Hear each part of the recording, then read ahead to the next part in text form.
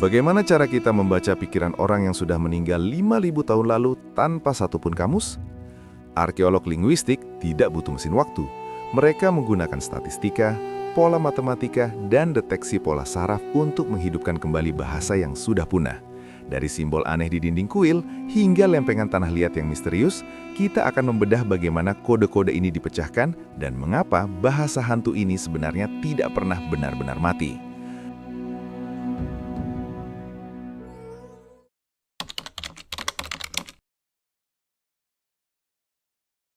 Langkah pertama yang dilakukan seorang arkeolog saat menghadapi teks asing bukanlah mencari arti kata, melainkan melakukan kriptanalisis atau analisis kode. Mereka memandang bahasa kuno sebagai sebuah sandi rahasia yang sengaja dikunci oleh waktu. Teknik utama yang digunakan adalah frekuensi analisis atau analisis frekuensi. Dalam setiap bahasa manusia, tidak semua karakter diciptakan setara. Ada distribusi alami yang tidak bisa dimanipulasi oleh penulisnya. Jika para ahli memiliki korpus data yang cukup, katakanlah 1.000 baris tulisan, mereka akan menghitung berapa kali setiap simbol muncul secara berulang. Jika jumlah simbol uniknya sedikit, sekitar 20 hingga 40 simbol, para ahli bisa memastikan itu adalah alfabet atau abjad, di mana satu simbol mewakili satu bunyi, seperti huruf A, B, C.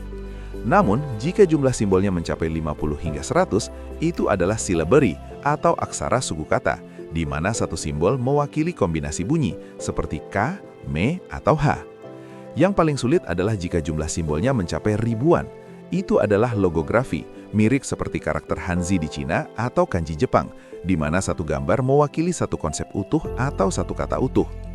Setelah menentukan sistemnya, mereka mencari huruf vokal. Dalam linguistik, vokal biasanya memiliki tetangga yang sangat bervariasi, sedangkan konsonan cenderung hanya berpasangan dengan huruf-huruf tertentu. Dengan statistik murni, para ahli bisa memetakan mana simbol yang kemungkinan besar adalah suara A atau E, bahkan sebelum mereka tahu bagaimana cara mengucapkannya. Ini adalah kerja keras yang membosankan, tapi tanpa fondasi statistik ini, semua langkah selanjutnya hanyalah cocok logi yang tidak ilmiah.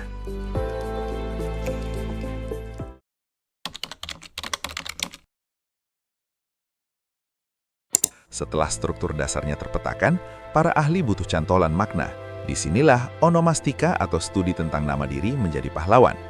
Dalam sejarah peradaban, nama orang, terutama penguasa, dan nama tempat adalah elemen yang paling jarang berubah meskipun bahasanya berubah total. Para arkeolog akan mencari simbol yang diberi penekanan khusus. Dalam teks hieroglif misalnya, mereka mencari kartush, yaitu bingkai oval yang mengelilingi sekumpulan simbol.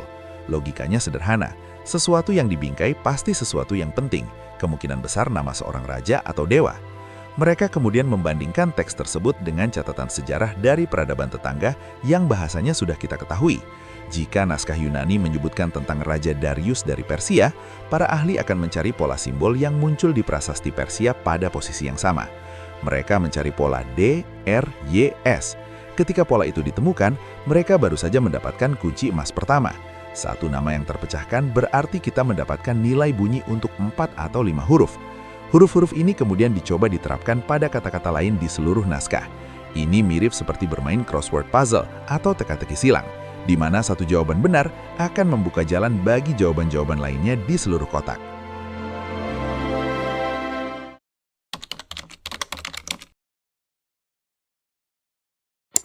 Para arkeolog juga menggunakan ilmu epigrafi, yaitu cabang ilmu yang mempelajari prasasti dan tulisan kuno pada media keras seperti batu atau logam. Mereka tidak hanya melihat bentuk hurufnya, tapi juga cara huruf itu diukir. Teknik ukiran bisa menunjukkan tingkat literasi peradaban tersebut. Jika ukirannya rapi dan simetris, biasanya itu adalah pengumuman resmi atau teks keagamaan. Namun jika ukirannya kasar dan tidak beraturan, kemungkinan besar itu adalah grafiti purba atau catatan harian kelas bawah. Dengan memahami siapa yang menulisnya, para arkeolog bisa menebak kosakata apa yang mungkin digunakan. Pedagang akan menggunakan kata timbangan dan emas, sedangkan pendeta akan menggunakan kata pengorbanan dan surga. Mengetahui konteks sosial ini membatasi ribuan kemungkinan makna menjadi hanya beberapa kategori saja. Metode-metode tadi sangat efektif jika kita memiliki teks pembanding yang kuat atau hubungan sejarah yang jelas. Namun bagaimana jika kita dihadapkan pada situasi yang benar-benar buntu? Bagaimana jika bahasanya benar-benar terisolasi, tidak punya saudara bahasa yang masih hidup, tidak ada nama raja yang bisa dikenali, dan tidak ada satupun prasasti bilingual yang ditemukan? ada sebuah metode yang jauh lebih radikal yang melibatkan struktur matematika murni yang disebut ruang vektor kognitif. Teknik ini memungkinkan kita memahami arti sebuah kata tanpa perlu tahu bunyinya sama sekali, hanya melihat bagaimana kata tersebut berinteraksi dengan kata-kata di sekitarnya. Kita akan bahas bagaimana teknologi AI masa kini mulai bisa meramal isi hati peradaban yang sudah punah ini nanti. Tapi sebelumnya, kita harus memahami mengapa arah goresan pada batu bisa menentukan nasib sebuah terjemahan.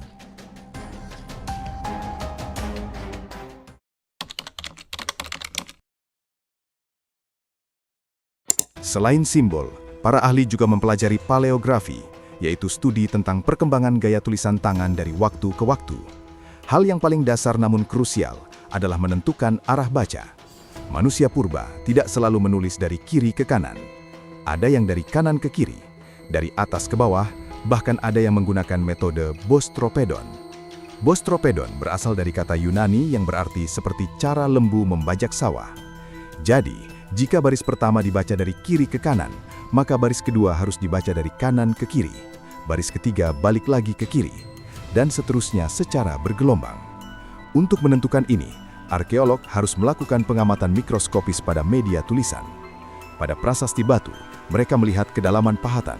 Biasanya bagian awal pahatan lebih dalam daripada bagian akhirnya karena energi pemahat masih kuat di awal kalimat.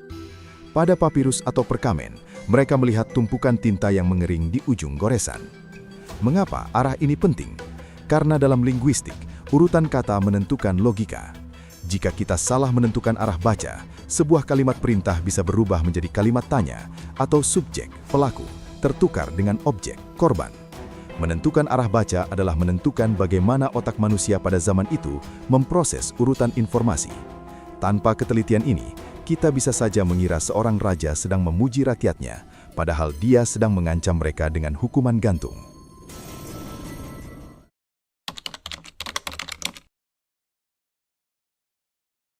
Setelah arah ditentukan dan beberapa huruf mulai terbaca, masalah berikutnya muncul.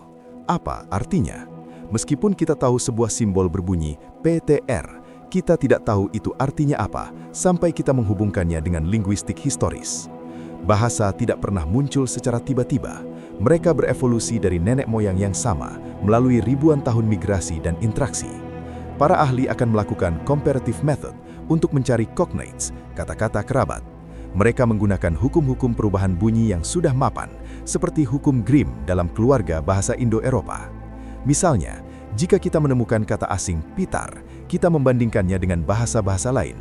Di bahasa Sanskerta pitar, di Latin pater, di Jerman vater, dan di Inggris father. Melalui perbandingan sistematis ini, kita bisa menyimpulkan bahwa pitar berarti ayah.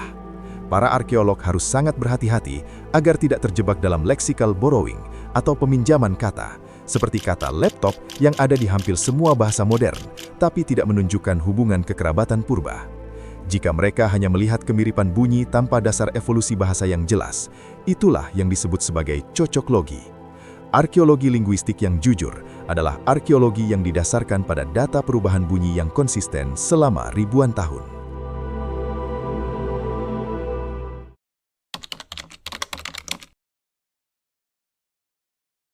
Seringkali, satu simbol bisa memiliki banyak arti. Disinilah determinatif berperan. Ini adalah simbol tambahan yang tidak dibaca atau tidak diucapkan, melainkan berfungsi sebagai penanda kategori semantik atau makna. Bayangkan jika dalam bahasa Indonesia kita menulis kata bisa, lalu di sampingnya ada simbol kecil bergambar ular. Anda akan langsung tahu, itu artinya racun.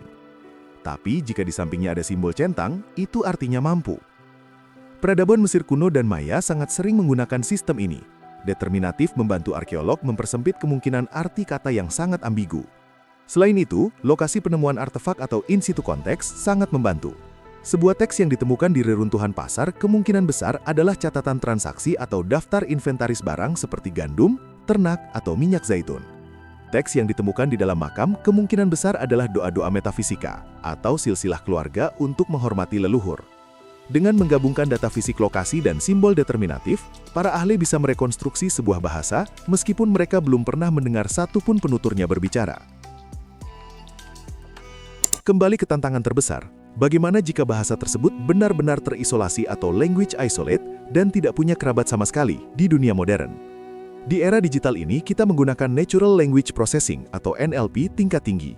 Para ilmuwan komputer dan arkeolog bekerja sama menggunakan model word embedding. AI diperintahkan untuk memetakan hubungan antar kata dalam sebuah teks kuno tanpa perlu diberitahu artinya terlebih dahulu.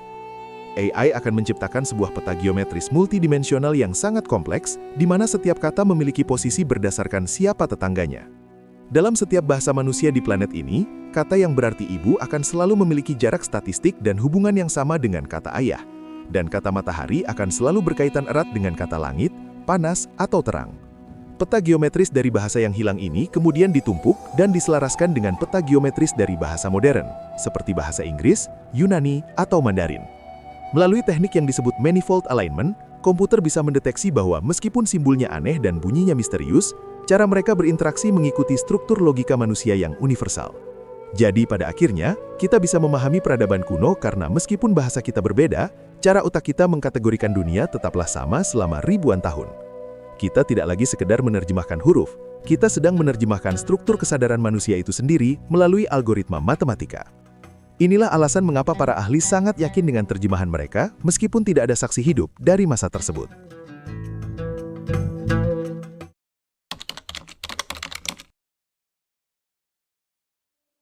Menerjemahkan tulisan kuno adalah bukti tertinggi dari kegigihan dan kecerdasan kolektif manusia. Ini bukan sekedar hobi bagi orang-orang yang suka melihat batu tua di museum, melainkan sebuah jembatan yang menghubungkan kita dengan nenek moyang yang jaraknya ribuan tahun. Melalui kombinasi metode statistik yang kaku, analisis sejarah yang mendalam, dan teknologi AI masa depan, kita berhasil memberikan suara kembali kepada mereka yang sudah lama senyap. Setiap simbol yang kita pecahkan adalah satu langkah lebih dekat untuk memahami dari mana kita berasal dan kemana kita akan pergi. Ternyata, selama kita masih meninggalkan jejak berupa pola, tidak akan ada rahasia sejarah yang benar-benar tertutup rapat. Selalu ada cara untuk memecah kode, asalkan kita memiliki kesabaran untuk menghitung setiap goresannya. Terima kasih telah menonton pembahasan mendalam ini di Kecoa Elektrik. Jika naskah berbasis data ini membuat Anda melihat sejarah dengan cara yang berbeda, jangan lupa berikan dukungan dengan menekan tombol like dan subscribe. Pastikan juga Anda menjelajahi segmen kami yang lain. Cek segmen Fakta Unik, di mana kita akan menjelajahi berbagai anomali dan kejadian luar biasa di dunia yang jarang masuk ke buku pelajaran sekolah. Atau saksikan segmen Psikologi untuk membedah perilaku aneh orang-orang di sekitar kita melalui kacamata sains dan penelitian perilaku terbaru. Saya pamit undur diri.